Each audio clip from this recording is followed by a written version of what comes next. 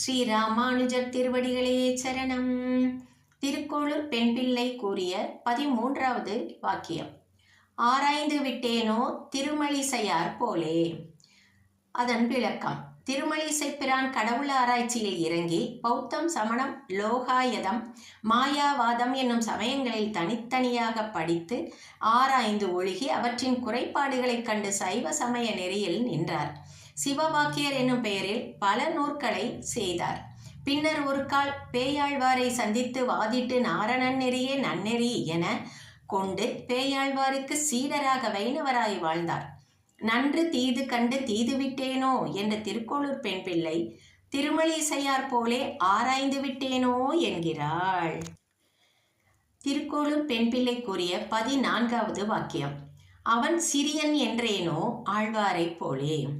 நம்மாழ்வார் இறைவனை பற்றி எம்பெருமானே பூமியும் ஆகாசமும் உன்னுள்ளே இருக்கின்றன, ஆகவே நீ பெரியவனாகிறாய், நீ என் செவியின் வழியே என்னுள் புகுந்தாய், பெரியவனாகிய உன்னை நான் என் மனத்துள்ளே வைத்தேன், அதனால் நான் பெரியவனா நீ பெரியவனா என்பதை ஆராய்வாய் என்கிறார். இறைவனை மனத்துள்ளே அடக்கி கழித்து மகிழ்வதால் நான் பெரியவன் அவன் சிறியவன் என்றேனோ என்ற திருக்கோளூர் பெண் பிள்ளை ஆழ்வாரைப் போலே அவன் சிறியன் என்றேனோ என்கிறாள். திருக்கோளூர் பெண் பிள்ளைக்குரிய 15வது வாக்கியம். ஏதேனும் என்றேனோ குலசேகரர் போலே. மாமன்னராய் இருந்த குலசேகர ஆழ்வார் திருமலையில் தனித்த ஈடுபாடு கொண்டவர். திருமலை பிரானை கண்டுகளித்து ஆனந்த கூத்தாடி மகிழ்ந்தவர். திருவேங்கடம் என்னும் திருமலையோடு தொடர்புடைய உயர்தினை அக்ரிணை பொருள்களில் ஏதேனும் ஒன்றாக நான் இருக்க வேண்டும் என்கிறார். திருமலையில் ஏதேனும் ஆகப்பெறுவேன் என்ற எண்ணம் கொண்டேனோ என்று திருக்கோளூர் பெண் பிள்ளை குலசேகரர் போலே ஏதேனும் என்றேனோ என்கிறாள். திருக்கோளூர் பெண் பிள்ளைக்குரிய 16வது வாக்கியம். யான் சத்தியம் என்றேனோ கிருஷ்ணனை போலே. அதன் விளக்கம். மகாபாரதத்து வரலாறு இது. அஸ்வத்தாமா பாரத யுத்த முடிவில் பாண்டவர் குலத்தையே வேறறுக்க எண்ணி உப பாண்டவர்களை கொன்றார். அபிமன்யுவின் மனைவியாகிய உத்தரையின் கர்ப்பத்தை சிதைக்க அபாண்ட அஸ்திரம் ஏவினான். அந்த அஸ்திரத்தினால் அச்சிசு கருகி கரிக்கட்டையாகி பிறந்தது. எல்லோரும் வருந்தினர். அதனை வாழ்விக்க கருதிய கண்ணபிரான் நித்திய பிரம்மச்சாரியாய் இருப்பவன் இக்கரிக்கட்டையை தொட்டால் அக்கரிக்கட்டை உயிர் பெற்று எழும் என்று கூறினார்.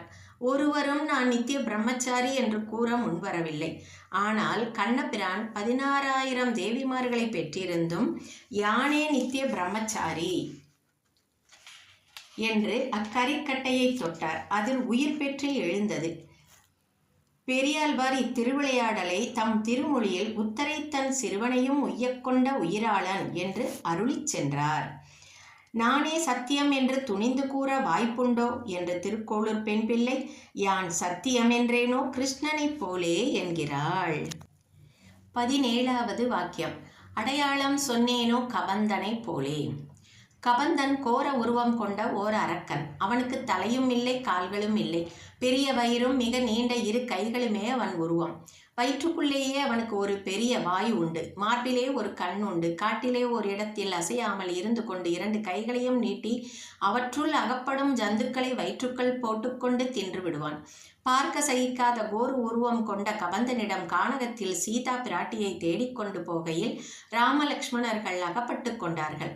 அரக்கனிடம் அகப்பட்ட இருவரும் சிறிது நேரம் திகைத்தனர். பிறகு ராமலக்ஷ்மணர்கள் அரக்கனின் 2 கரங்களையும் வெட்டி தள்ளினார்.